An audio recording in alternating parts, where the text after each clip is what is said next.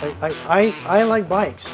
That's all I'm into is bikes. Meet Steve Mays. He's the director of sourcing for powersports at Turn 14 Distribution, traveling the world to work directly with brands and suppliers to bring in the products riders rely on. But what makes Steve different is that his decisions don't start in an office.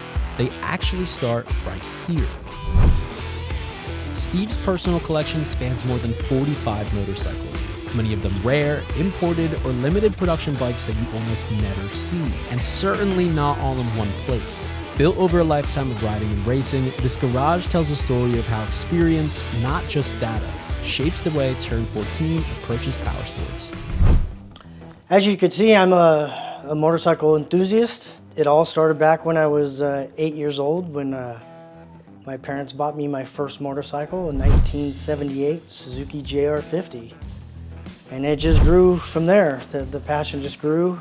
I just kept riding, kept developing my skills, started racing, and then by that time it was just an obsession. So we'll start off with the off-road. Here we have a couple of KX 250 two-strokes. One is an 03 and then one is an 89. They both have different riding characteristics. One is much softer, much plusher.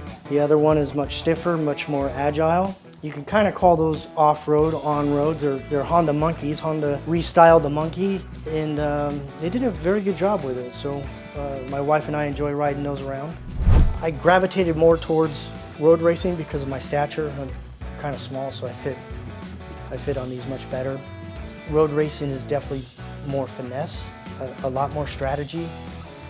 It was still amateur, but it was expert class.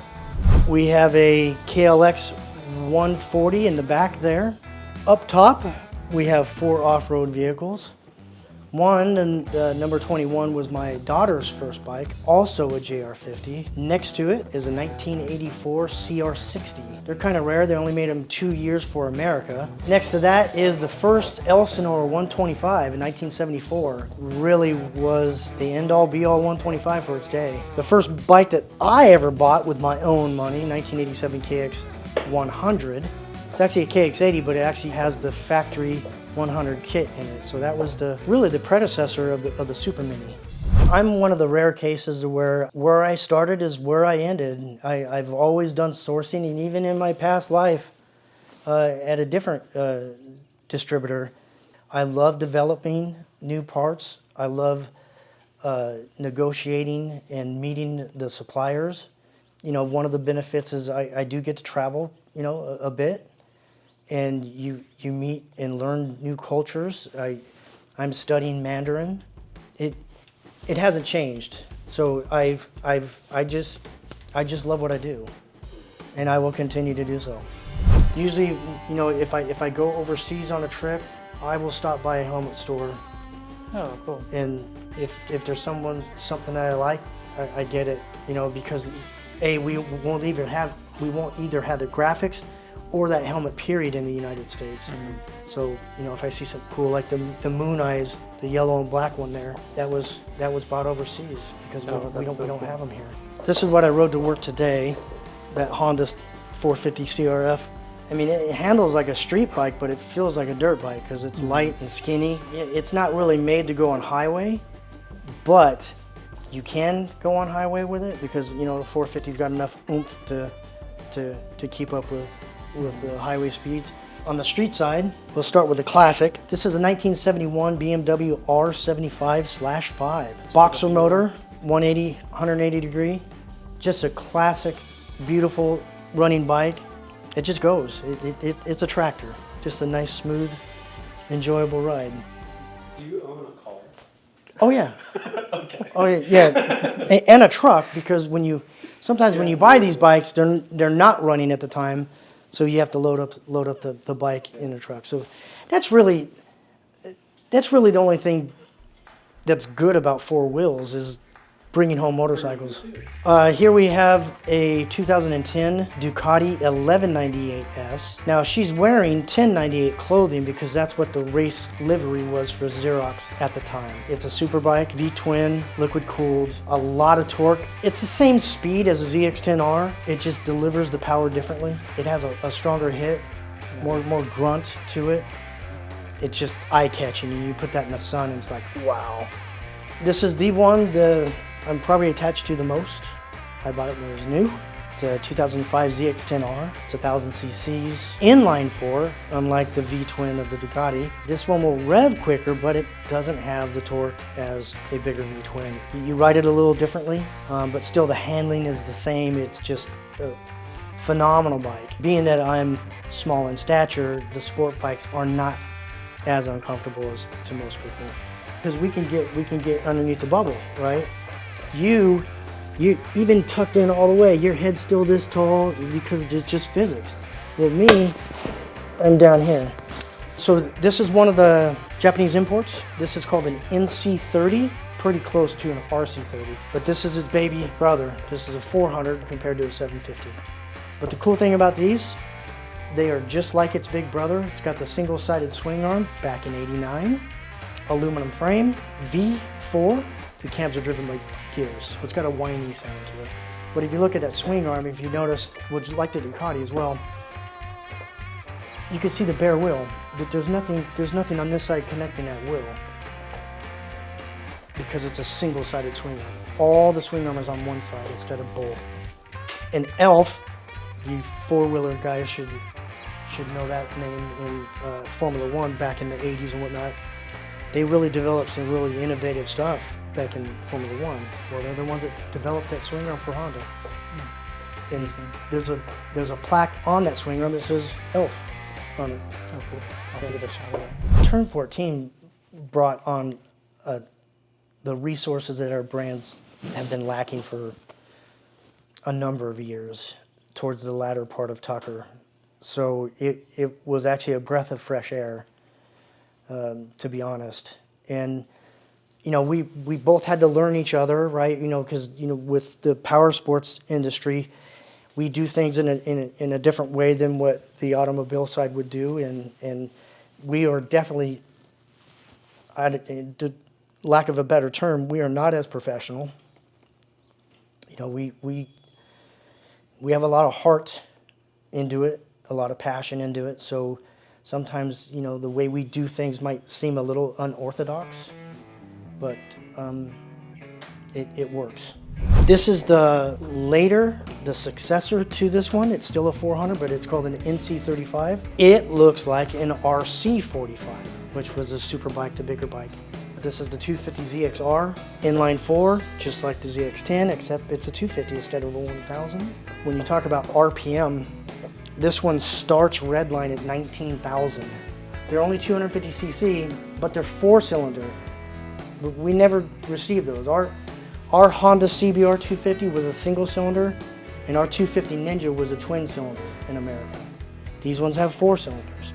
These are just miniature versions of the full-scale, full-size bikes.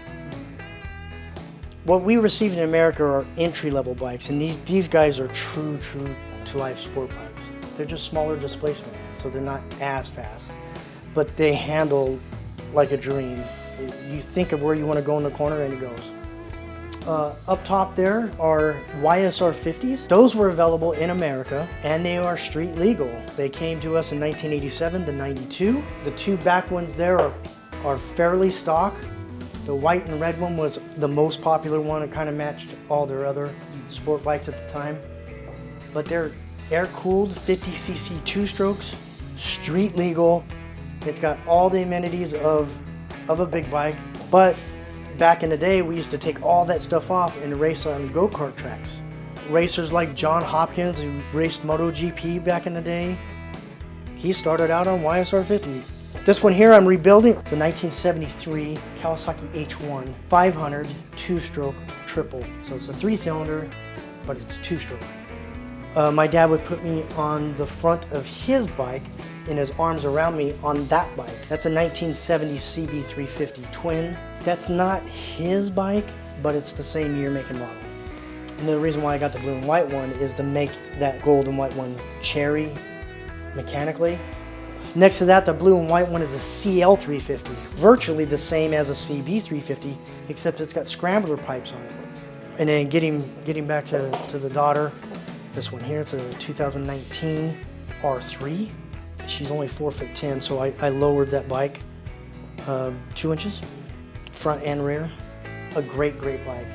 The Yamaha and Kawasaki and Honda, when they came out with their small displacement sport bikes to get new people into the industry, which was well needed, really did a great job. The motorcycle industry, the power sports industry is kind of in a transitional period to where, you know, we are becoming more digital, but there's a lot of customers that you cannot alienate. You need to still cater to that old school type business.